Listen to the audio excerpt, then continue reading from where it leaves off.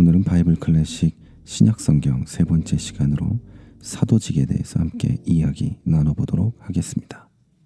형제들아, 내가 너희에게 전한 복음을 너희에게 알게 하노니 이는 너희가 받은 것이요 또 그 가운데 선 것이라. 너희가 만일 내가 전한 그 말로 굳게 지키고 헛되이 믿지 아니하였으면 그로 말미암아 구원을 받으리라. 내가 받은 것을 먼저 너희에게 전하였노니 이는 성경대로 그리스도께서 우리 죄를 위하여 죽으시고 감사지는 신부가 되었다가 성경대로 살아가되 다시 살아나사 게바에게 보이시고 후에 12 제자에게와 후에 500의 형제에게 일시에 보이셨나니 그 중에 지금까지는 대다수는 살아있고 어떤 사람은 잠들었으며 그 후에 야고보에게 보이셨으며 그 후에 모든 사도에게와 맨 나중에 만삭되지 못하여 난 사람 같은 내게도 보이셨느니라. 나는 사도 중에 가장 작은 자라. 나는 하나님의 교회를 박해하였으므로 사도라 칭함받기를 감당하지 못할 자니라. 그러나 내가 나된 것은 하나님의 은혜로 된 것이니 내게 주신 그 은혜가 헛되지 아니하여 내가 모든 사도보다 더 많이 수고하였으나 내가 한 것이 아니요 오직 나와 함께 하신 하나님의 은혜로라. 같이 그러므로 나나 그들이나 이같이 전파하매 너희도 이같이 얻느니라. 아멘. 네, 오늘은 사도직에 대해서 배우는데요. 이 사도직은 굉장히 중요한 내용입니다. 사도는 예수님의 제자들이죠. 우리 기독교에서 사도는 예수 그리스도의 제자들을 뜻하고 그 제자들은 성경을 기록하기도 했고 또 그들은 이름이 지금까지 전해져서 내려오면서 우리 안에서 또 존경과 또 우리가 배워야 될 사람들로 되어 있습니다. 사도라는 말로 번역되는 헬라어 아포스톨로스는 여기 헬라어가 써 있어요. 아포스톨로스. 이거는 보내심을 받은 자, 사자라는 뜻의 히브리어입니다. 히브리어 샬리아를 헬라어로 가져온 거예요. 보내심을 받은 자, 사자라는 뜻의 히브리어 샬리아에서 온 말이에요. 이 말이 이 사자, 보내심을 받은 자라는 말에서 알 수 있듯이 이 사도라는 건 누군가가 특별한 목적을 가지고 보낸 사람입니다. 여기서 잘 기억하셔야 될 것은 누군가가 특별한 목적으로 보낸 사람, 이게 사도예요. 신약 성경에 나오는 사도들은 모두 예수 그리스도께서 특별한 목적을 가지고 보낸 사람이에요. 예를 들면 이 체코에는 한국에서 온 대한민국 대사가 있죠. 대사는 특명 전권 대사입니다. 원래 전체 말은 대사가 아니라 특명 전권 대사인데 대통령의 특별한 명령을 가지고 전권을 위임받아서 여기 와 있는 겁니다. 대통령 대신에. 그 사람은 대통령 대신 와 있는 사람이에요. 그래서 함부로 아무도 건드리지 못하죠. 이 나라에서 어디서도 그 양반은 면책특권을 가져요. 그 사람을 건드리는 건 우리나라랑 문제가 있어도 상관없다는 뜻인 거죠. 그러니까 외교관을 추방하고 막 이런 것들은 우리나라하고 문제를 일으키겠다는 뜻이에요. 그리고 우리나라 외교관을 여기서 불러다가 얘기하고 막 이런 것도 있거든요. 그것도 문제를 대통령에게 전하라는 뜻이지 그 사람한테 하라는 게 아니에요. 사도들은 그런 것과 같은 거예요. 예수님이 특별히 누군가를 부르셔서 그 사람에게 특별한 목적을 주고 어떤 권한과 권리와 능력을 주어서 뭔가를 하게 한 것, 이게 사도예요. 그 내용이 이제 오늘 배워갈 내용들입니다. 자, 에베소서 4장 11절에는 이런 얘기가 써 있어요. 그가 어떤 사람은 사도로, 어떤 사람은 선지자로, 어떤 사람은 복음 전하는 자로, 어떤 사람은 목사와 교사로 삼으셨으니 이렇게 되어 있거든요.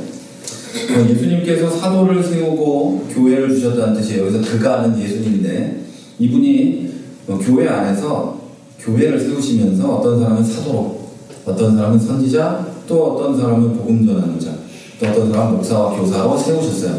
그래서 뒤에 맨 뒤에 가면 나오는 그 사도 교회들은 이 순서대로 직분이 있습니다. 사도, 선지자, 복음 전도자, 이건 에반젤리스트죠. 그리고 목사, 사제, 그렇죠. 프리스트, 그리고 교사, 이런 식으로 계급이 쭉 있는 경우도 있습니다. 자, 예수님께서 사도를 세우고 교회에 주셨다는 뜻인데 한편으로는 이 말씀은 사도직을 분명히 구분해서 써놨죠. 목사와 교사도 구분해서 써놨죠. 그게 다 다른 거예요. 이렇게 해놓으므로 목사, 교사, 복음전도자들 가운데 내가 사도다, 내가 사도직을 계승했다 라고 하는 주장이 틀렸다는 것을 증명하고 있는 겁니다. 그러니까 이 구절은 사도직이 있다는 구절이라기보다는 사도직은 지금 있는 우리에게는 없다는 구절로 보는 것이 더 합당한 거죠. 자, 이렇게 예수님께서 직접 세우신 사도들 가운데 일부는 성경의 저자가 됩니다. 성경을 써요, 그들이. 요한도 그렇고 베드로도 그렇고 또 누가 있을까요? 사도 바울도 그렇고 성경을 씁니다. 성경을 쓰는데 그들이 성경의 저자가 되는데 신약 성경은 예수님에 관한 책입니다. 예수님에 관한 책인데 한 권도 예수님께서 쓴 책은 없습니다. 그런데 예수님은 사도들을 선택하셨고 그들이 계시를 받았고 그들은 성령의 영감을 받아서 신약 성경을 기록합니다. 예수님은 사도들을 선택하셨고 계시를 주셨고 그들은 성령의 영감을 받아 신약 성경을 기록합니다. 그게 사도입니다. 자, 따라서 이 사도직분이라고 하는 또 사도직이나 사도직분은 예수 그리스도께서 직접 선택하셔서 특별한 사명을 주신 매우 특별한 직분, 엑스트라 오디너리 오피스입니다. 그러니까 보통이 아닌, 일반적이지 않은 특별한 엄청난 기타 등등 엑스트라 오디너리는 아주 여러 말로 번역할 수 있는데 우리가 오디너리 피플이잖아요. 그죠? 우리 오디너리 하잖아요. 평범한 사람들이잖아요. 사도들은 엑스트라 오디너리예요. 오디너리 하지 않다는 뜻이죠. 엄청난 사람들이란 거예요. 보통 직분을 가진 사람들이 아니다 라는 뜻이죠. 그리고 이 사도직은 한시적입니다.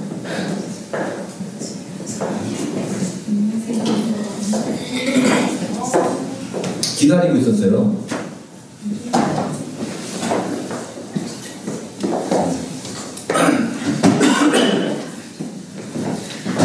기다리지는 않고 지금 시작했어요. 그래서 이 사도직은 한시적인 직분입니다.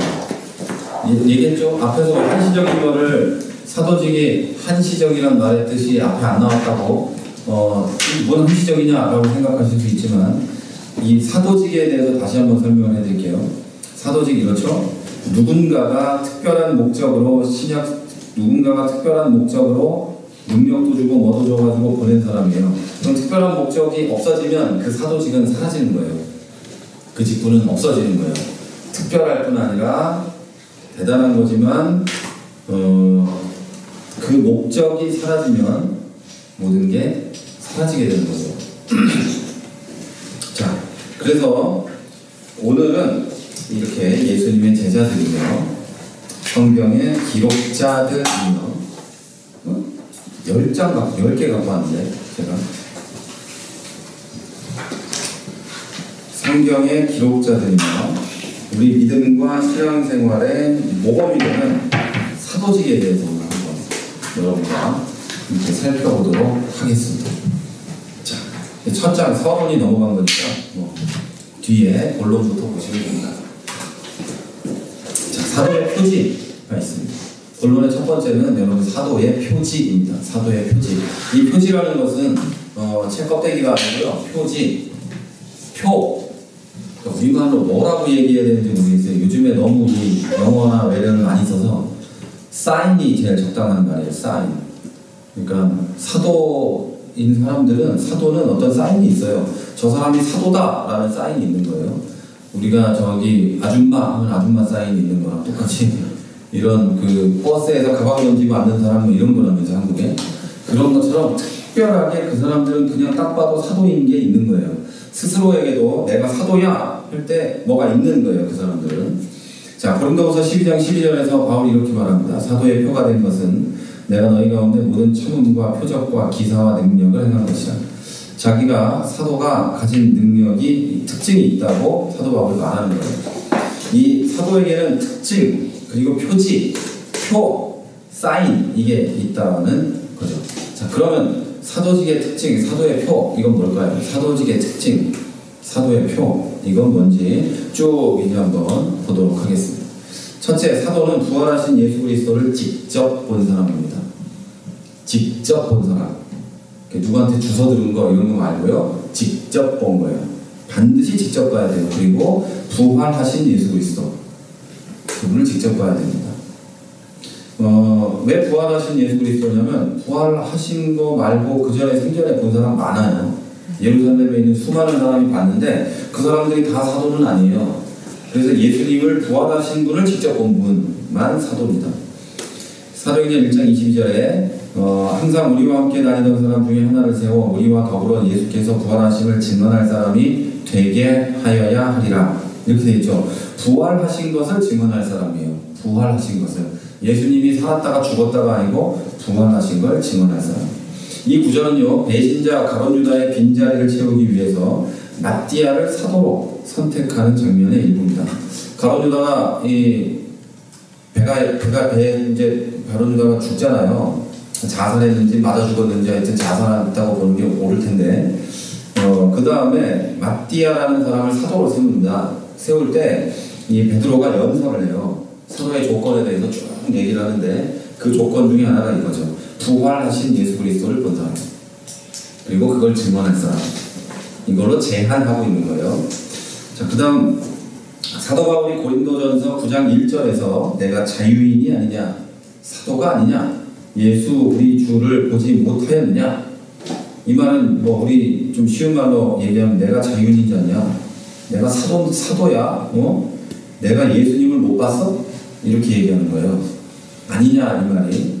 그리고 주 안에서 행할 나의 일이 너희가 아니냐, 너네들 이 내가 자유인이면서 사도이면서 예수님을 부활하신 주님을 만난 사람인데, 그런 내가 고린도 교회를 향해서 한 일이 바로 이 편지를 받고 있는 너희들이야.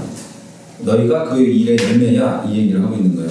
고린도 교회 사람들이 너무 말을 안 들어가지고 사도 바울이 편지 이렇게 썼어요. 자꾸 내가 사도가 아니라고 그러고 막 이래가지고 이런 편지를 쓰게 됩니다. 그러면서 자기가 사도고 예수님을 봤다고 얘기를 하는 거죠. 그는 또 고린도전서 15장 7절에서 8절에 자신이 부활하신 그리스도를 직접 본 사람 가운데 하나다, 이렇게 얘기하죠. 오늘 본문이잖아요. 이렇게 써 있어요. 게바는 베드로예요. 게바는 베드로입니다. 게바에게 보이시고 후에 12제자에게와 후에 500의 형제에게 일시에 보이셨나니 그 중에 대다수 살아있고 어떤 사람들은 잠들었다, 잔다는 게 아니라 죽었고, 그 후에 야고보에게 보이셨으며 그 후에 모든 사도에게와 맨 나중에 만삭되지 못하여 난 자 같은 내게도 보였다. 그러니까 자기가 얼마나 부족하고 모자란 인간인지를 얘기하지만 그래도 난 예수님 봤다, 부활하신 분을 만났다, 이런 얘기예요. 그 다음 사도행전 9장 3절 이하에는 사도행전은 누가가 썼죠. 이 사람이 사도 바울이 부활하신 예수님을 만난 장면을 기록해 놓습니다. 다메섹 도상이라고 늘 얘기하는 다마스커스로 가던 길에, 시리아로 가던 길에 직접 예수님을 만난 경험을 써놨는데, 부활하신 주님이 이렇게 묻습니다. 사울아 사울아 네가 어찌하여 나를 박해하느냐. 그때 사울이 주여 위신이니까 합니다. 그때 예수님이 네가 박해하는 예수다 라고 얘기합니다. 구체적인 정황까지 기록이 되어 있죠. 예수님을 만난 기록이. 우리같이 이렇게 저는 부활하신 주님을 만났습니다 라고 얘기하면서 이렇게 감상적이나 감정적이나 성령의 역사로 느꼈거나 뭐 그런 감동을 받았거나 이게 아니고 만난 거예요. 이렇게 직접 만난 거예요. 그리고 대화도 하고 이렇게 한 거예요. 이렇게 뭐 예수님이 빛으로 비쳤다니까 막 대충 관념적으로 만난 걸로 여길 수 있는데, 이렇게 너랑 나랑 만나는 것처럼 만나는 거예요. 이렇게 사도 바울이 만났어요. 그렇지 않았다면 사도 바울은 사도가 아니에요. 자, 이렇게 사도는 부활하신 주님을 직접 만난 사람이어야 됩니다. 직접 만난 사람. 어떤 사람이 사도라고 말하든 뭐 기적을 일으키든 무리를 뛰어다니든 뭐 하늘에서 뛰어내려도 안 죽든 뭐 상관없어요. 아무 상관없는데 그 사람이 예수님을 직접 못 만났으면 그 사람은 사도가 아닙니다. 자기는 만났다고 할 수 있지. 나는 뭐 이렇게 예수님이 오셔가지고 직접 만났고, 글쎄요, 그럴 리가 없어요. 그럴 리가 없어요. 지금은 그 사람 사도가 아닙니다. 그러면 두 번째, 사도들은 그리스도로부터 직접 직접, 요 직접이라는 말이 계속 중요합니다. 직접 부르심을 받고 사명을 받아야 됩니다. 예수님이 직접 부르고 직접 사명을 받아야 돼요. 이 말은 무슨 뜻이냐면, 제가 저기 요셉이가 저기 있잖아요. 요셉아 이리 와 하고 부르는 것처럼 이렇게 불러야 된다는 거예요. 우리도 주님의 부르심을 받아 예수 믿고 구원받았잖아요. 그걸 얘기하는 게 아니에요. 직접 예수님이 너 이리 좀 와봐 해가지고 부른 사람, 그리고 예수님으로부터 직접 뭘 하고 얘기를 들은 사람, 이 직접이 성경을 봤더니 직접 얘기하십시다 이거 아니에요. 직접 말한 거예요. 요한복음 20장 21절부터 이렇게 돼 있어요. 예수께서 또 이르시되 너희에게 평강이 있을지어다. 하나님께서 나를 보내신 것 같이 나도 너희를 보내노라.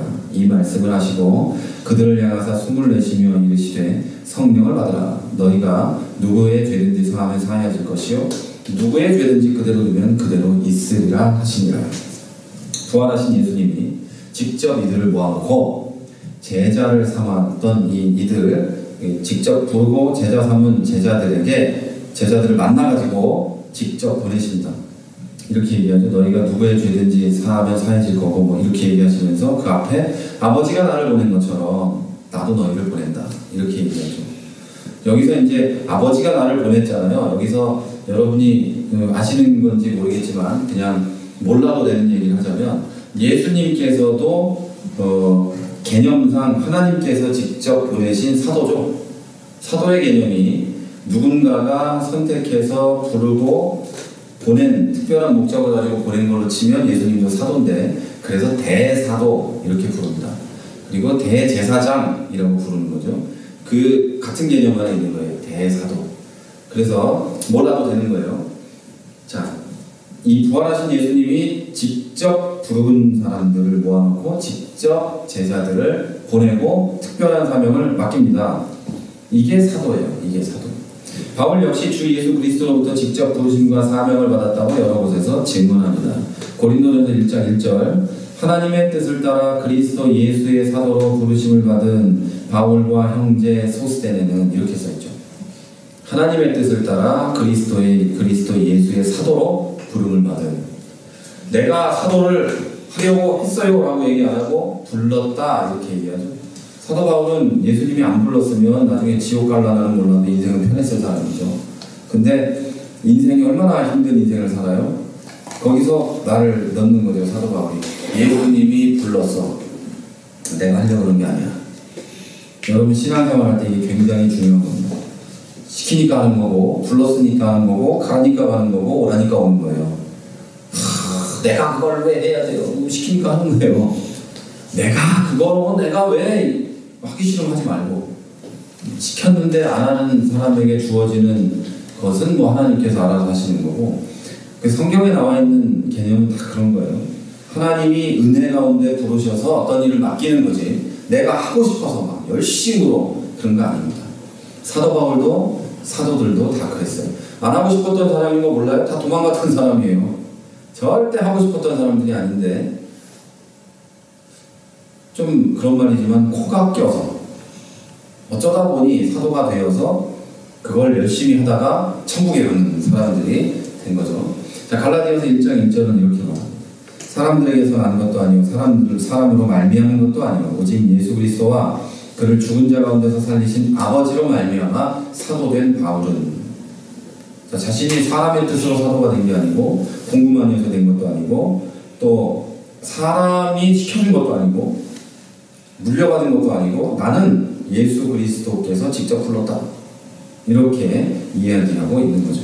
자, 만약 어떤 사람이 예수님을 봤다고 하면 거짓말입니다. 근데 그게 혹시라도 진실이라고 할지라도 예수님께서 직접 부르고 사도로 사명을 주지 않으셨으면 사도가 아닙니다. 예수님을 봤을 수도 있죠. 부활하신 예수님을. 자, 신약시대에 예수님 본 사람 많다고 그랬죠. 다 알고 계시죠. 그리고 부활하신 예수님을 보고 승천하신 것까지 본 게 500명입니다. 예수님 승천하는 장면에 500명이 있어요. 그러나 사도는 12명밖에 없습니다. 사도는 본 것으로 그치는 게 아니라 예수님께서 직접 부르시고 소명을 주시는, 그러니까 직접 부르시는 건 소명이에요. 부르심, 이게 소명이고요. 보내시는 것, 이게 사명이에요. 소명과 사명은 그런 부분이 있어요. 예수님께서 직접 부르시고 직접 보내셔야 하는 겁니다. 이거예요. 자, 그러니까 그 성경에 보면 예수님께서 승천하시기 전에 이런 얘기를 하십니다. 너희는 가서 모든 족속으로 제자를 삼아 아버지와 아들과 성령의 이름으로 침례를 주고 이렇게 얘기를 쭉 하시죠. 이 얘기가 무슨 뜻이냐면 사도들에게만 하신 게 아니고 거기 온 사람들, 내가 떠나는 곳에 모인 모든 사람에게 이 얘기를 다 하신 겁니다. 그래서 너네는 이걸 다 해. 이거는 사도들에게만 준 게 아니에요. 대위임령은 우리 모두에게, 믿는 자 모두에게 주신 예수님의 명령이고, 사도들에게는 또 다른 거가 있다는 거죠. 사도들만 있는 소명, 사도들만 가진 사명, 이게 있다는 겁니다. 여기 영어로 써있죠. 영어로 쫙 써있죠. 제일 중요한 건 다이렉트리. 제일 중요한 게 그거예요. 직접 이라는 거예요. 어서 들은 것도 아니고 직접.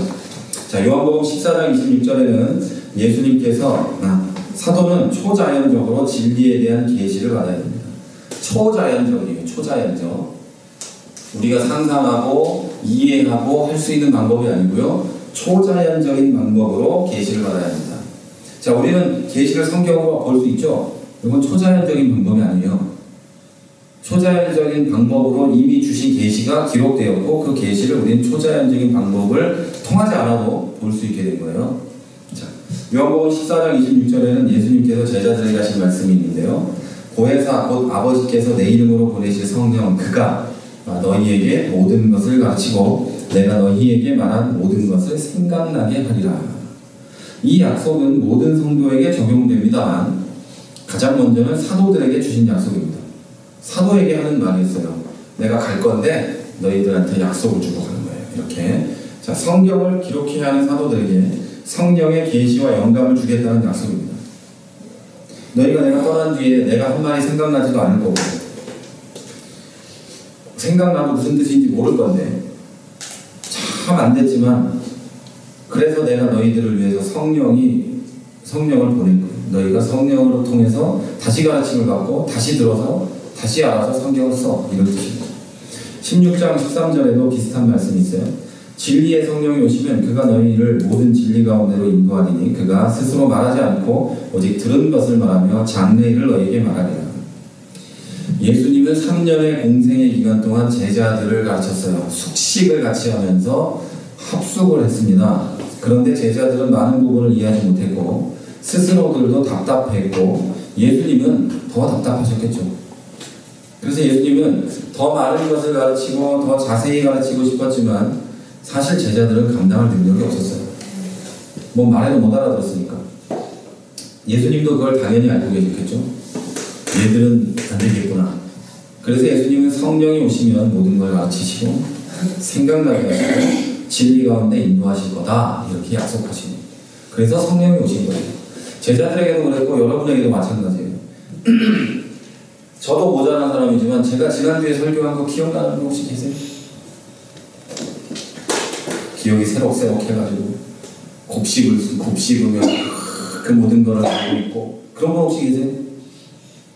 저도 기억이 안 나는데 기억날 리가 있어요. 저도 봐야지 이랬구나 알지. 그거를 기억하고 또 기억해서 내 마음에 새기며 사는 사람은 하려고 해도 안 되는 거예요.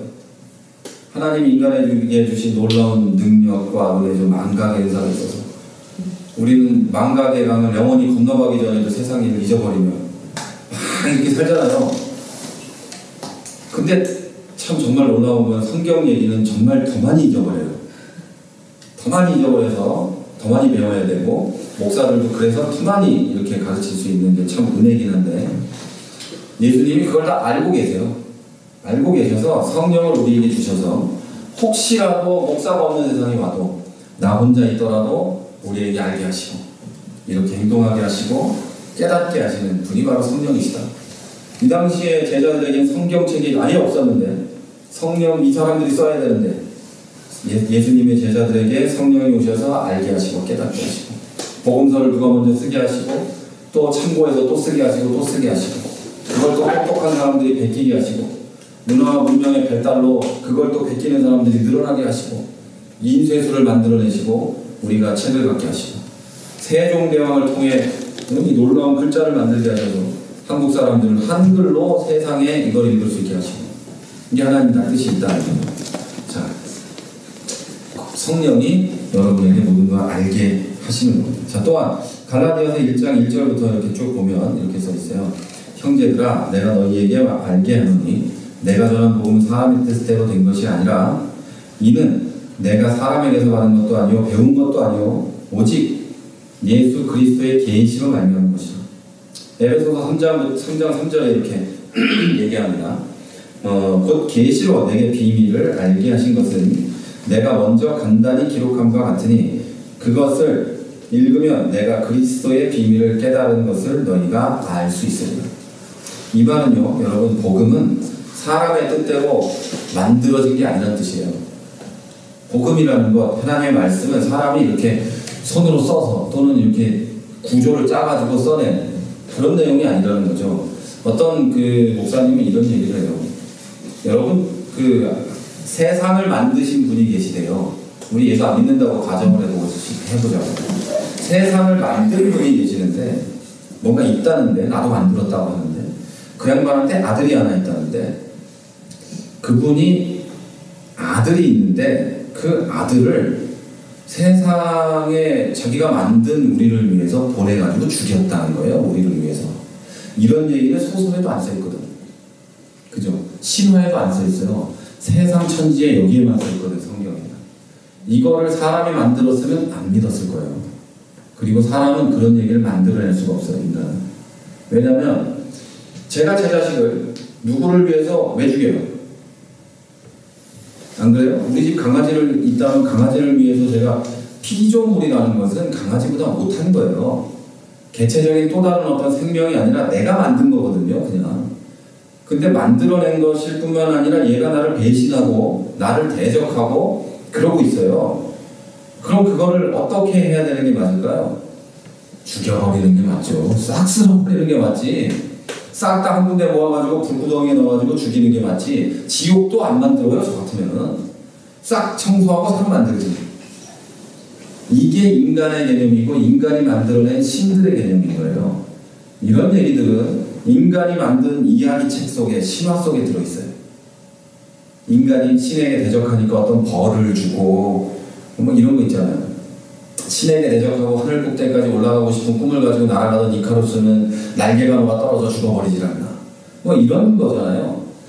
하나님하고 똑같은 개념의 사건이 바벨탑 사건이에요. 인간이 바벨탑을 만들려고 했을 때 하나님이 하신 건 뭐예요? 그걸 죽여버린 게 아니라 언어를 나눠서 더 이상 나에게 도전하지 못하게 하는 게 하나님이 하신 일이에요. 더 이상 나에게 도전하지 못하게 하는 거는 어떤 의미일까요? 얘들이 나에게 도전하면 내가 어쩔 수 없이 죽여야만 하기 때문에 사랑하는 마음으로 그걸 하신 거예요. 하나님의 징계는 그거예요. 그런데 사람이 만들어낸 이야기 속에는 그런 얘기가 절대 안 썼어요. 하나님이든 뭐 그게 어떤 존재든 간에 사람이 만든 얘기에는 신과 사람이 서로 싸워요. 근데 신이 훨씬 큰 능력이 있는데 가끔 슈퍼히어로 같은 게 나와요. 그래서 신에게 도전하다가 걔도 벌을 받는 얘기들이 대부분인 거죠. 근데 성경의 이야기는 사람이 만들었다고 믿을 수가 없어요. 여러분 잘 읽어보면 이걸 누가 믿으라고 이런 걸 만들어요? 성경을 읽어보면 아는데 안 읽어봐가지고 이게 잘 듣기만 하는 사람들은 잘 모르고 잘 읽어보면 도대체 이딴 얘기를 누가 믿으라고 만들었을까? 이렇게 써 있어요. 그러니까 이게 성경인 거예요. 그리고 바울이 그대로 주장하듯이 이건 예수 그리스도의 계시로 만든 거야. 사람의 뜻으로 이걸 만들지 않았어. 사람에게서 받은 것도 아니고 배운 것도 아니야. 이 얘기를 바울이 하고 있는 겁니다. 그런데 고린도전서 7장 12절에서 바울은 또 재밌는 얘기를 합니다. 결혼과 이혼에 대해서 이 장면에서 얘기를 하는데 아주 재밌는 표현을 해요. 고린도 교회는 그 법을 좀 이상하게 적용해가지고 조강지처를 버리고 이혼해버리고 딴 여자랑 사는 놈들이 많았어요. 고린도라는 도시는 하도 타락한 데라서 그게 합법적으로 돌아가던 동네예요. 뭐 자기 아버지 여자와 자는 놈도 있던 동네니까 그 교회 안에 그러니까 서로 용납하고 하던 동네예요. 그런 거가 동성애는 뭐 당연하고. 그러니까 바울이 그런 애들하고 얼굴을 마주치면 뭐 할 것 같으니까 뭔가 큰 사태가 날 것 같으니까 편지만 쓴 거예요. 대화를 만나서 하다 보면 큰일 나니까. 여기도 큰일 또 다른 얘기가 나오는 거예요. 그런 얘기를 하다가 바울이 또 하나를 첨가하는데 이런 얘기예요. 그 나머지 사람들에게 내가 말하노니 괄호 있죠? 이는 주의 명령이 아니라 라고 되어 있죠. 만일 어떤 형제에게 믿지 아니하는 아내가 있어 남편과 함께 살기를 좋아하거든 그를 버리지 말며.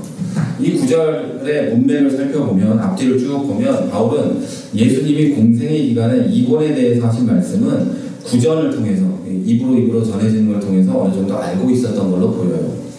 그런데 배우자 중에 한 사람만 그리스도인이 됐을 때에 대해서 예수님은 구체적인 가르침을 줬는지 안 줬는지 이거에 대해서 바울은 몰랐던 것 같아요. 그러니까 거기에 이건 주님이 주신 게 아니라고 써있죠. 주의 명령이 아니라고 되어 있는 건 예수님이 생전에 말한 건 아니다 이런 뜻이에요. 자, 그래서 바울은 예수님의 말씀과 자신의 이해를 주의 명령이 아니라고 구분해 놓는 거예요. 예수님이 직접 하신 말씀 그리고 내가 이해한 거를 주의 명령이 아니다, 주의 명령과 주의 명령이 아닌 것 이렇게 구분을 해놓는 거죠. 그런데 바울이 이 권면이 자신의 인간적인 지혜가 아니라 성령의 영감으로 된 권위 있는 것이라고 말합니다. 내가 이거 내 말을 하는 건 아니야, 성령의 영감으로 하는 말이야 라고 하고 있죠. 40절에 가면, 같은 장의 40절에 가면 이렇게 말해요. 자기의 뜻을 말하지만 하나님의 영을 받았다 이렇게 말해요. 지금 내가 하고 있는 말들이 하나님의 영으로 된 거야 라고 선언을 하는 거예요. 그러나 내 뜻에는 그냥 지내는 것이 더욱 복이 있으리로다. 나도 또한 하나님의 영을 받은 줄로 생각하노라 이렇게 돼 있죠. 자, 이 말이 되게 무서운 거예요. 어느 날 이제 어떤 분이 설교를 하든 성경 공부를 하든 하다가 하나님의 뜻으로 하나님의 성령의 감동으로 내가 얘기하는 거예요. 이러면 안 된다는 거예요. 이 말이 엄청 무서운 말인 거예요. 이거는 사도들이 쓰는 말이에요. 물론 성령이 나에게 모르고 헷갈려서 물어봤는데 기도하라는 거, 기도하라고 그래요. 기도했더니 더 헷갈려. 그래서 또 물어봤어요. 그게 기도가 부족하시군요. 같이 기도합시다. 작정 기도합시다. 이렇게 나오는 거죠. 평생을 반복하게 되는 거예요. 여러분, 성경은 내가 읽고 해석할 수 있어요. 그러나 내가 읽고 해석하는 게 그동안 배워왔던 것보다 좀 더 나간 것 같거나 좀 이상하거나 그럼 물어보시면 됩니다. 정상적인 목사님들은 다 가르쳐줍니다. 그리고 여러분이 물어보는 거에 대해서 모르는 목사도 거의 없습니다. 그러니까 물어보면 됩니다. 우리 목사님은 모르는 것 같아. 우리 전도사님은 모를 거야. 무시하는 거지. 한번 물어보세요. 모르면. 알려줄 겁니다. 대부분 알아요. 기도하자 그러는 건 몰라서가 아니라 대답하기 곤란해서 그러는 걸 수도 있어요. 그러니까 물어보시면 됩니다. 딴 데 가서 물어보지 말고 여기서 전사님한테 교회에서 물어보시면 돼요. 다 물어보세요. 특별히 걱정하셔야 될 건 인터넷에서 만난 사람한테 물어보지 마세요. 얼굴도 모르는 놈한테 이메일 보내서 뭐해요 이거 물어보지 마시고. 이 설교자가 계시를 혼자 받거나 계시의 유일한 해석자가 아닙니다. 만약에 그들이 그렇다면 그는 사도입니다. 자, 5번 사도는 기사와 이적을 일으킵니다. 사도행전에는 사도들이 일으킨 기사와 이적이 가득합니다. 이걸 일일이 다 얘기할 필요도 없어요. 자, 긴 말이 필요 없는데 이게 긴 말이 필요 없는 사도의 사인입니다. 다른 것도 한번 살펴볼게요. 그렇지만 바울은 고린도후서 12장 12절에서 자신이 사도의 표는 표적과 기사와 능력을 행한 것이라고 분명하게 말합니다. 여러분이 표적은 사인이에요. 기독교에서 표적이라는 건 사인을 뜻하는데 이런 거예요. 하나님이 이 일을 버리심으로 이것을 하심으로 뭔가를 보여주거나 가르쳐주기 위해서 하시는 거예요. 무슨 뜻인지 아시겠어요? 이게 표적이에요. 뭐가 있을까? 여러 가지가 많아요. 하여튼 이건 기적이라는 의미, 그냥 놀라운 일, 미러클 이런 거랑 다른 얘기예요. 이건 사인이에요. 근데 이 기사와 이적, 표적 말고 기적 이거는 좀 달라요. 예수님이 5,000명을 먹이신 거는 예수 그리스도께서 하나님의 아들이심을 보여주시는 것과 또 하나님의 능력을 보여주시는 게 더 컸지. 또 다른 의미로 그것을 뭐라 그럴까요? 말이 헷갈려요. 오병이어가 예수 그리스도의 몸이고 이건 아니거든요. 무슨 뜻인지 아시겠죠? 오병이어의 물고기 2마리 보리떡 5개가 뭐 예수님의 팔과 다리며 뭐 이런 거 아니거든요. 그건 그냥 하나님의 능력, 예수 그리스도의 능력, 예수님의 하나님 되심 이걸 보여주신 거예요. 이게 기사와 기적 이런 거예요. 그러니까 완전히 다른 얘기예요. 그건 비슷한 걸로 엮여있긴 하지만 개념상 이해를 분명하게 좀 하셔야 돼요. 저는 하나님의 위대하심과 신성, 놀라우신 위엄을 나타내는 초자연적인 기적이 멈췄다고 믿지 않습니다. 저는 하나님이 오늘도 지금도 어디선가 기적을 일으키시고 놀라운 일을 하고 계시다고 분명히 믿습니다. 그게 없으면 우리는 기도는 뭐하러 해요? 하나님이 기도를 안 하신다고 하면 기적적인 일이 일어나게 해달라고 기도를 뭐하러 해요? 하나님은 분명히 그걸 지금도 하고 계셔요. 그리고 지난 주에 설교 시간에 얘기했듯이 여러분이 예수 믿는 것만큼 기적은 없는 거예요. 놀라운 일이죠. 자, 기적은 하나님이 일으키지만 그 사건의 주체가 되는 사람도 있습니다. 예를 들어 제가 누구에게 손을 얹고 기도를 했더니 암덩어리가 쑥 나가버렸어요. 암이 나왔어. 뭐 폐암 4기 이제 오늘래라는 분인데 혹시나 싶어서 기도를 했는데 암이 났어요. 폐가 막 애기 폐같이 됐어. 자, 그러면 제가 사도예요? 어떻게 생각하세요? 제가 막 기적을 일으켰잖아요. 근데 제가 사도냐고요? 아니죠. 그것은 제가 일으킨 것도 아니고 하나님께서 그분을 불쌍히 여겨서 또는 하나님께서 어떤 걸 보여주기 위해서 표적을 일으키시고 또 하나님의 능력을 보여주기 위한 기적을 보여주신 거지 제가 한 게 아닙니다. 사도들도 당연히 그렇고 근데 사도들에게는 잘 들으셔야 돼요. 일상적으로 기사와 이적이 일어납니다. 뭐 감옥에서 찬송을 불렀더니 문이 열리질 않나, 그죠? 매를 그렇게 맞아도 안 죽질 않나, 뭐 배가 난파돼도 잘 살아나지 않나, 뭐 뱀에게 독사에 물려도 사람들이 다 죽을 거라고 하는데 멀쩡히 살아있지 않나. 이게 사도예요. 그게 사도고 우리는 일평생 살다가 기도했더니 누구 하나 병이 났어요. 평생의 간증이겠지. 네. 그렇긴 한데 그 제가 사도는 아니죠. 일상적으로 그냥 손만 얹으면 병이 났고 선지자도 마찬가지입니다. 엘리사 같은 이런 능력이 있어야 뭐 선지자인 거지. 어디서 기도 한번 했더니 기도가 누구네 집에 응답이 됐더라. 그 집에 애를 위해서 기도했더니 애가 병이 났더라. 내가 선지자 아니에요. 하나님이 그 집에 아이와 부모를 불쌍히 여겨 병을 낫게 해주신 거죠. 그 목사나 또는 집사나 청년이나 누구나 그가 능력이 있어서 하신 게 아니에요. 제가 언젠가도 얘기했죠. 은혜와 그런 건 랜덤이에요. 하나님 마음이에요. 하나님이 여기서 일으키시고 싶으면 여기서 일으키시는 거예요. 그건 하나님 안에 제가 랜덤이라는 게 엿장수 마음 이렇게 이해할 수도 있는데 그런 게 아니고 하나님이 오늘 그렇게 하고 싶어서나 또는 계획 중에 이 집에 그걸 일으키시려고 했던 거지. 그러나 그건 우리는 이해를 못하는 거예요. 왜 나에게, 왜 저 사람에게 이해를 못하는 거지. 그래서 랜덤이라는 거예요. 하나님에게는 다 뜻이 있고 하나님의 방법이 다 있는 겁니다. 분명히 얘기하지만 사도는 일상적으로 기사와 이적이 일어났습니다. 그들의 삶이 일평생 이들이 그 사도의 사역을 감당하고 있는 동안 늘 일어났습니다.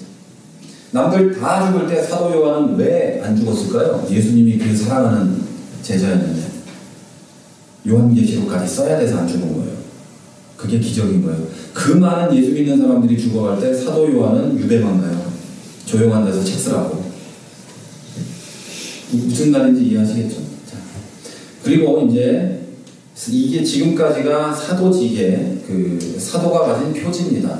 사도는 이런 표지들을 가지고 있는 건데 제가 1번부터 한번 봐볼까요? 어떤 것들이 있는지. 사도는 첫째, 부활하신 예수 그리스도를 직접 봐야 된다. 직접. 그 다음은 사도는 그리스도로부터 직접 부르심을 받고 사명을 받아야 됩니다. 본 것만이 아니라 부르심 받고 사명을 받아야 되고 그 다음은 초자연적으로 진리에 대한 계시를 받아야 합니다. 초자연적인 진리에 대한 계시죠. 우리는 자연적으로 성경을 보고 계시를 읽죠. 이제 사도들은 초자연적이에요. 자, 그 다음에 네 번째가 사도가 성령의 감동을 받고 말하고 기록하는 것은 우리가 없습니다. 성경이 그렇고요. 그 당시 사도들이 성령의 감동을 받은 말들은 우리가 없었습니다. 그 다음 마지막으로 사도는 일상적으로 기사와 이적을 일으킬 수 있는 사람들이었습니다. 자, 그러면 이 사도직은 현재도 있는 걸까요? 사도직은요, 한시적인 직분입니다. 사도직은 한시적 직분입니다. 이 사도직분은요, 요즘에도 논란이 많이 있는데 사도직분이 계속되는가의 질문에 대해서 성경은 사도직은 일시적인 직분이다. 일시적인 직분이다. 이 사실을 분명하게 하고 있습니다. 요즘에도 스스로 내가 사도입니다 라는 사람들이 많이 있거든요. 그거는 성경적이지 않습니다. 성경은 이미 거짓 사도에 대해서 경고해 놨는데 고린도후서 11장 13절에 보면 바울이 그런 사람들은 거짓 사도여 속이는 일뿐이니 자기를 그리스도의 사도로 가장하는 자들이다. 이 말은요, 그리스도의 사도의 조건이 앞에 다 다섯 개 있죠. 나 이런 사람이야 라고 가장을 하고 다니는 사람들이 그때도 이미 있었다 라는 뜻입니다. 나아가 이것은 이상한 일이 아니다. 사탄도 광명한 천사를 가장한다. 이렇게 얘기해요. 이어서 그리고 이 가짜들은 사도들과 똑같은 일을 한다고 자랑하는 사람이다. 이렇게 얘기해요. 자, 그럼 가짜 사도의 특징이 있죠. 가짜 사도는 마귀 같은 것들인데 광명한 천사를 가장해서 천사같이 행동하고 천사의 일을 하는 것처럼 보여요. 그리고 그들은 사도들과 똑같은 일을 한다고 자랑을 합니다. 이 말이 중요해요. 사도들과 같은 일을 하는 게 아니고 사도들과 똑같은 일을 합니다 라고 자랑을 하는 거예요. 제가 요 며칠 사이에 어떤 선교사님 얘기를 들었어요. 그분이 하는 일은 예를 들어 체코라면 어떤 책이 한 권 있어요. 어린이 무슨 책인데 어린이에게 복음 전하는 무슨 책이에요. 그 책을 체코어로 번역을 합니다. 번역을 누가 하냐면 체코에 있는 사람이 하죠. 체코에 있는 영어 잘하는 예수 믿는 사람이 번역을 해요. 그리고 이걸 주면 자기 이름으로 출판을 하고 이걸로 돈을 법니다. 전 세계를 다니면서 그걸 하는 분이 계세요. 훌륭한 분이잖아요. 안 훌륭하잖아. 그죠? 훌륭한 걸로 보이지만 사실은 훌륭한 건 아니거든요. 선교 사역을 하고 있다고 말하기보다는, 나는 선교사라고 말하기보다는 그런 분은 나는 문서 선교를 돕고 있어 라든지 어떤 책을 번역하는 일을 하고 있어 라고 해야지 내가 선교사야 라고 하면서 돌아다니면 안 된다는 얘기예요. 가짜 선교사지. 그런 걸 보고 선교사를 참칭한다 라고 얘기하는 거예요. 그 선교사를 참남하게 욕되게 하고 다니는 사람인 거예요. 그런데 여러분 여기 똑같이 써 있어요. 사도들과 똑같은 일을 한다고 자랑한 거죠. 이런 사람들이 이 시대에는 많습니다. 저는 그 사람이 하는 일이 나쁜 짓이라고 얘기하는 게 아니에요. 아주 귀한 일을 하는 건데 지가 선교사는 아니지. 지가 선교사는 아니지. 그죠? 목사도 다 목사는 아니에요. 목사와 똑같은 일을 한다고 자랑하는 거지 목사는 아니에요. 무슨 말인지 다 아시겠어요? 내가 집사인데 나 집사야. 나 집사로 이런 거 하고 다 해. 그러나 집사와 똑같은 일을 한다고 자랑하는 사람인지 집사인지는 성경을 통해 밝혀봐야 되는 거죠. 성경에 집사는 뭐라고 써 있는지. 그게 아니면 집사랑 똑같은 일을 한다고 자랑하는 거죠. 그죠? 믿는 청년들인데 나는 예수 믿는 청년이고 청년회장이고 학생회장이고 이래 막 나가서 자랑을 하는데 성경에 써 있는 믿는 청년에 대한 것과 관계가 없으면 예수 믿는 청년들과 똑같은 일을 한다고 자랑하는 사람. 성경은 이미 그런 것들에 대해서 얘기를 다 해놨어요. 그리고 그들은 항상 광명한 천사를 가장하고 다닙니다. 가짜인데 진짜인 것처럼 하고 다니죠. 그 중에 제일 한심한 게 선교지가 한 30개 넘는 사람이 있어요. 선교사라 그러는데 선교지가 30개예요. 자, 그런 사람들도 있습니다. 자, 이들이 왜 가짜인지 다시 말씀드릴게요. 왜냐하면 이들은 사도의 5가지 특징을 다 갖추지 못했어요. 4개는 있는데 1개는 없어. 가짜입니다. 3개는 있는데 2개는 없고 가짜예요. 그거 분명하게 기억하셔야 돼요.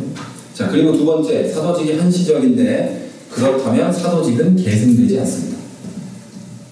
사도행전 12장 이전에는 헤롯이 요한의 형제인 사도 야고보를 칼로 죽였다고 합니다. 그런데 그 후에 사도를 새로 선출했다는 기록이 없습니다. 사도는 예수님이 불러야 되거든요. 그러니까 그 뒤에 사도를 새로 선출했다는 기록이 없어요. 야고보가 죽은 뒤에 11명으로 끝난 거예요. 물론 이제 가룟 유다 대신 마띠아를 뽑습니다. 근데 그때는 유다는 사도도 아니었고요. 구원받은 사람도 아니었어요. 유다는 구원 사역에 사용된, 차라리 태어나지 않았으면 좋을 사람, 그게 가룟 유다예요. 성경이 얘기하는. 자, 유다의 자리에 들어간 마띠아는 유다의 사도직을 계승한 게 아닙니다. 자, 제 말씀이 쉬운 얘기로 말씀을 드릴게요. 제가 여기 목사입니다. 우리 교회 목사인데 우리 교회 목사직이 다른 사람이 옵니다. 제가 가고 이건 어떻게 되는 거예요? 더체플 프라의 담임 목사직을 계승하는 사람입니다. 이걸 이어가는 사람이에요. 왜냐하면 이 교회의 성도들과 이 교회의 전통과 역사를 인정하기 때문에 여기 오는 거지. 그게 아니면 오면 안 되는 거예요. 그렇죠? 자기의 뜻대로 목회를 하는 것도 앞으로 이어지겠지만 이 교회가 여기 세워진 기조와 모든 걸 인정하고 이 교회의 전통과 이게 있기 때문에 오는 거예요. 그게 계승이라고 하는 겁니다. 근데 대신 하는 거 있어요. 리플레이스라는 게 있어요. 그건 있던 놈이 별로야. 그리고 그게 좀 아니라서 잘렸어. 대신하는 거죠. 계승하는 게 아니에요. 대신 들어오는 거예요. 누가 은퇴하고 나가셨어요? 거기에 누가 들어갔어요? 계승하는 거예요. 계승하는 거예요. 근데 그게 아니라 대신하는 겁니다. 예를 들어서 무슨 뜻인지 아니까 이해 안 들어도 되겠죠. 그러니까 유다의 자리에 들어간 마띠아라는 사도는 유다라는 인간의 사도직을 계승한 게 아니에요. 그 사람은 사도직이 있었다 할지라도 박탈당했고 그 사람은 배신자가 아니고 나가고 그 자리에 대신 들어간 사람. 마띠아. 계승은 앞사람의 자리를 물려받거나 있는 거지만 대신은 다른 사람으로 바꾸는 겁니다. 다른 사람이 되는 겁니다. 자, 사도직이 계승되려면 사도들 뒤에 계승한 사람이 있어야 되는 거고 그들 모두 사도의 자격을 갖춰야 되는데 불가능할 뿐 아니라 그런 사람도 없습니다. 자, 여기서 또 이게 쉬운 예가 있구나. 어떤 남자와 여자가 만나다가 헤어져요. 뒤에 두 번째 만난 애는 계승인가요? 대신하는 건가요? 뭘까요? 계승하는 거예요? 대신하는 거예요?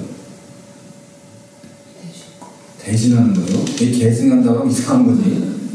계승한다고 하면 헷갈리는 거죠. 안 입혀지는 거지. 나는 원래 첫사랑을 잊지 않았거든. 너는 걔 대신이야. 너는 걔의 모든 걸 계승해서 걔가 하는 말을 똑같이 해야 되고 걔가 나와 했던 모든 걸 같이 제정신이 아닌 거죠. 그거는 계승하는 게 아니라 대신하는 거. 이게 좀 충분히 이해가 되셨어요. 자, 하지만 1835년에 스코틀랜드 장로교회 목사였던 에드워드 얼빙이라는 사람이 자기가 사도라고 주장하기 시작합니다. 그는 기존의 만인 제사장설이 잘못됐고 능력과 은사에 따라서 사도, 복음을 전하는 자, 교사, 목사가 사제죠. 프리스트라고 하는데 집사의 구별이 다시 엄격하게 정해져야 되고 천주교와 같은 성직 제도가 다시 실시되어야 한다고 주장합니다. 이 주장에도 이유는 있습니다만 그건 지금 몰라도 되고 당연하지만 다 이유가 있잖아요. 이렇게 한 이유도 자, 교회가 만인제사장주의를 했더니 개판이 되더라. 그래서 이거 한 거예요. 그래서 사제가 있어야 되고 사도가 있어야 되고 그래서 이 수직적인 구조로 만들어서 정상적인 교회 만들어보자 하는 생각을 했겠죠. 그런데 잘못된 겁니다. 당연하지만 이런 주장은 예나 지금이나 우리 개신교에서는 받아들일 수 없는 주장이고 이로 인해서 이 사람은 1846년에 스코틀랜드 장로교회에서 면직됩니다. 그 후에 얼빙은 자기를 따르고 도와주던 사람들과 함께 캐톨릭 어포스톨릭 처치를 만듭니다. 이 가톨릭 사도교회죠. 그리고 그래서 가톨릭과 개신교 자신의 독자적인 교리를 어중간에 섞어서 교단을 하나 만듭니다. 이후에 이 얘기들이 내용들이 독일, 스위스, 오스트리아에 흘러 들어갑니다.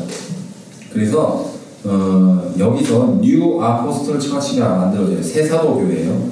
새 사도교회가 만들어지는데 이들 국가에서는 꽤 큰 교대를 형성하고 있습니다. 지금 그 뉴 아포스톨 처치죠. NAC라고 그러는데 이 교단의 대사도는 스위스 사람입니다. 사도장이죠. 사도장. 치프 어포스톨이라고 써있죠. 이 사람이 사도장이 이거고요. 이분은 종신 아니지 65세까지 합니다. 그리고 나가면 또 딴 사람이 하고 이렇게 하게 되죠. 자, 이들은 그 19세기에 하나님께서 사도직을 확립하셨고 19세기가 바로 이 스코틀랜드 장로교회 목사 얼빙이 그 얘기한 때가 19세기거든요. 그때 하나님께서 사도직을 다시 확립하고 오늘날도 사도직이 존재한다고 믿어요. 교단의 최고 지도자도 사도의 제일 높은 사람이죠. 그들은 개신교의 외형을 취하고 가톨릭이 연상되는 전 세계적인 중앙 집권 체제를 취합니다. 그리고 일부 특이한 의식들이 있고요. 성령 인침이라는 의식이 있어요. 우리의 성례전 중에는 성찬과 침례가 있죠. 그런데 성령 인침도 있어요. 이렇게 안수해가지고 성령 받게 하는 그거가 여기 사도가 이렇게 하여튼 그런 게 있어요. 제가 이거는 저도 잘 모르는데 그런 게 있어요. 성령 인침이라는 이런 게 있어서 세 개의 그 성례전이 있는데 저도 처음 듣는 게 그거였어요. 성령 인침. 자, 그리고 한국에서는 그 주류 교단들에서 2단으로 정죄한 적은 없는데 그게 눈에 띄지 않기 때문에 그렇지만 2단으로 보는 시각이 주류입니다. 이런 점에서 2단으로 보고 있고 독일에서도 2단 시기가 자주 일어나는 이 교단이 바로 이 새사도교회입니다. 이들은 사실 오늘날 지금 우리 지난 2단 배울 때 배웠던 신사도운동하고는 좀 거리가 멀어요. 좀 상당히 거리가 먼데 신사도운동은 이제 지난번에 우리 다 들었으니까 넘어가고 신사도라고 주장하는 사람들, 그러니까 뉴 아포스톨이죠. 어차피 영어로는 똑같아요. 이 신사도라고 주장하는 사람들의 주장과 삶에는 사도의 흔적이 남아있지 않습니다. 그 사람이 사도라면 사도가 일으키는 표적만 일으킬 것이 아니라 사도의 삶이 있어야 되거든요. 그거가 없다. 사도의 표적이 없다. 사도의 표지, 그 사인이 없다는 뜻이에요. 그리고 세 번째, 이제 마지막입니다. 목사는 사도직이 아닙니다. 사도는 오직 예수님께서 직접 선택하고 부르시고 사명을 준 사람들이에요. 목사 전도사도 하나님께서 부르시고 사명을 준 건 맞는데 직접 얼굴 보며 맞대서 부른 건 아니란 말이에요. 그들의 사명이 복음을 전하고 교회를 세우는 일이었다는 점에서 지금의 목사와 같은 일을 했다고 생각할 수는 있습니다. 사도가. 그런데 그렇지 않아요. 좀 더 자세히 설명하면 제자들은 예수님을 만나 부르심을 받았고 보내심을 받았고 땅끝까지 이르러 복음을 전하고 세례를 베풀고 형제의 발을 씻기고 병을 고치고 귀신을 쫓고 하나님 나라를 확장하는 모든 일을 위한 사명을 받았어요. 예수님이 제자들에게 말씀하신 사명들입니다. 자, 예수 그리스도의 제자들은 이 사명을 위해 생명을 바쳐서 일하다가 대부분 순교합니다. 이후에 사도를 다시 세우지 않았는데 사도들은 주님으로부터 받은 직분, 자기 사도 직분 있죠. 내가 하는 일, 그 사명을 어디에 위임해야 한다고 써있대요? 교회에 위임합니다. 그리고 돌아가셨어요. 그래서 교회는 사도의 교회가 아니고 또 사도 교회가 아니라 사도적 교회입니다. 사도적인 교회. 이 말은 사도적으로 뭘 해야 된다는 뜻이에요. 사도로서 뭘 해야 된다는 뜻이 아니고 그걸 다른 표현으로 하면 사도적 사역이 남아있다는 뜻이에요. 사도적인 사명이 남아있죠. 그러니까 교회는 뭘 해야 되는 곳이에요? 땅끝까지 이르러 복음을 전하고 침례를 베풀고 형제의 발을 씻기는 섬김을 하고 병을 고치고 귀신을 쫓고 하나님 나라를 확장하는 일, 이게 교회가 하는 일이에요. 자, 이 사도적 사역에 복음을 전하고 가르치고 교회를 세우고 하나님 나라를 확장하는 일이 들어있기 때문에 지금의 목회자들도 같은 일을 한다는 생각을 할 수도 있습니다. 그렇게 생각할 수도 있어요. 그러나 목사는 사도가 아니라 사도적 직분을 행하는 사람입니다. 사도적 직분을 가진 사람. 그리고 선지자가 하나님의 말씀을 받아서 대언하는 것이라고 할 때 선지자적 직분을 가진 사람, 이게 목사들입니다. 설교자들이죠. 사실 그 현대 교회의 설교자들, 목사들은 선지자적 직분을 가진 게 더 크죠. 사도적 직분을 가진 건 교회 전체라고 보면 됩니다. 그래서 만약 성도가 이런 일들을 하고 있다면 그가 사도적 직분을 행하는 사람이 됩니다. 사도적 직분을 하는 집사, 사도적 직분을 하는 학생, 애기, 이렇게 되는 거예요. 이게 무슨 뜻인지 아시겠죠? 사도적 직분을 행하는 거지 사도도 아니고 이런 거죠. 그래서 오늘날 우리 전사님이나 저나 이런 목회자들은 사실은 다시 얘기하지만 사도적 직분도 있겠지만 선지자적 직분이 더 큽니다. 선지자는 아니에요. 선지자는 절대 아니고 선지자적 직분, 즉 하나님 말씀을 전해주는 사람, 이게 선지자니까 그게 더 큽니다. 자, 결론적으로 여러분 지금까지 사도의 특징, 표지와 사도직의 현재에 대해서 알아봤습니다. 자, 예수님께서 사도를 선택하신 가장 중요한 이유는 그들이 뭐 나가서 기적을 일으키는 것도 아니고 뭐 그런 것도 이유가 있겠지만 전부가 아니에요. 가장 중요한 이유는 신약 성경을 온전하게 기록하게 하기 위해서입니다. 사도 요한이 죽은 AD 100년쯤에 신약 성경은 이미 모두 완성되어 있었습니다. 사도 요한이 요한계시록을 쓰고 죽은 AD 100년에는 신약 성경은 다 완성이 되어 있었어요. 따라서 더 이상 사도는 존재하지도 않고 더 필요하지도 않습니다. 사도의 제자들이 있어요. 속사도들. 그리고 교부들, 속교부들 이렇게 쭉 이어지는데 그들은 스스로 사도라고 하지 않아요. 절대 그렇게 하지 않습니다. 우리는 예수님께서 직접 선택하신 사도들의 헌신적인 사역을 통해 이미 완전한 계시의 기록인 신약 성경을 가지고 있습니다. 우리말로 읽습니다. 더 이상 다른 계시를 찾지 않아도 되고 여기저기 기웃거리며 진리를 구걸하지 않아도 됩니다. 여러분, 그 문맹률이 많이 낮은 나라들에서 복음 전도가 쉽습니다. 문맹률이 많이 낮은 나라, 그러니까 글을 거의 알고 있는 나라들이 복음 전도가 쉬워요. 지가 읽을 수 있으니까, 예수를 잘 알 수 있으니까. 우리나라는 감옥에 있는 무기징역 범죄자들도 한글을 알거든요. 그냥 그 안에서 성경 보고 예수 믿게 되는 경우도 있겠죠. 근데 미국만 해도 문맹률이 굉장히 높아요. 그래서 걔들은 영어를 못 읽어요. 그러니까 전도하기도 되게 어려워요. 성경을 줘도 당연히 모르는 거고. 그 슬럼가에서 자라서 학교를 가본 적도 없고 뭐 이런 애 당연히 모르잖아요. 그래서 여러분 맥도날드에 숫자가 써 있는 거예요. 빅맥 메뉴 이렇게 빅맥 써 있지만 거의 1번, 2번 그림 크게 있고 이게 다 문맹률 때문에 그런 거예요. 메뉴들에. 그러니까 문맹률이 낮은 나라들에 가면 메뉴에 그림이 없지. 우리가 문맹이나 체코에서 메뉴에서 그림을 찾는 거란 말이에요. 무슨 뜻인지 알겠어요? 문맹이나 그림 메뉴 없어. 이거 왜 여기 불친절하네? 이렇게 나오는 이유가 문맹이라 그러는 거란 말이에요. 체코말을 몰라서. 그리고 교회마다 성화가 그려져 있고 여기 가톨릭에 이게 있는 이유도 걔들이 문맹이라 옛날 사람들이 라틴어를 모르기 때문에 예수님의 탄생과 죽음과 부활까지 이렇게 천지창조부터 그림으로 그려놓은 거예요. 문맹이라. 근데 어쨌든 여러분은 한글을 읽을 줄 알아요. 심지어 영어도 읽어서 영어 성경도 볼 수 있는 여러분이 얼마나 큰 복을 받았나 몰라요. 여러분 더 이상 다른 계시를 안 찾아도 되고요. 다른 데 가서 진리를 구걸하지 않아도 돼요. 여러분은 스스로 성경을 볼 수 있고 진리가 뭔지 알 수 있습니다. 이 성경이 우리가 받은 큰 은혜인 줄 믿으시기 바랍니다. 더 큰 걸 구하지 마십시오. 이 성경에 대해서 다음 주부터는 더 자세히 이제 배우면서 복음서로 이제 다음 주에 들어가도록 하겠습니다. You are not the only one. I will always be with you.